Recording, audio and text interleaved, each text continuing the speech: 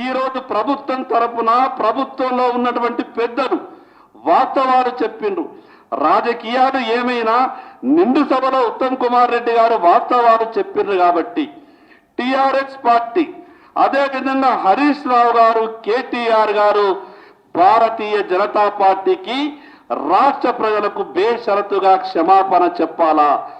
మేము భారతీయ జనతా పార్టీపై చేసినటువంటి ఆరోపణలు నిరాధారమైనటువంటి ఆరోపణలు అని ఈరోజైనా కనీసం బుద్ధి తెచ్చుకొని రాష్ట్ర ప్రజలకు క్షమాపణ చెప్పాల్సిందిగా భారతీయ జనతా పార్టీ తరఫున డిమాండ్ చేస్తున్నాం.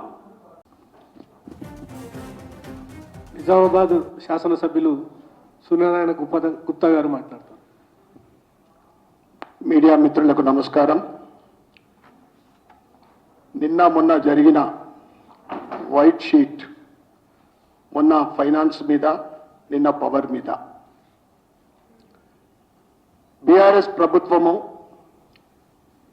ఖజానా ఖాళీ అయిందని గత సంవత్సరం నుండి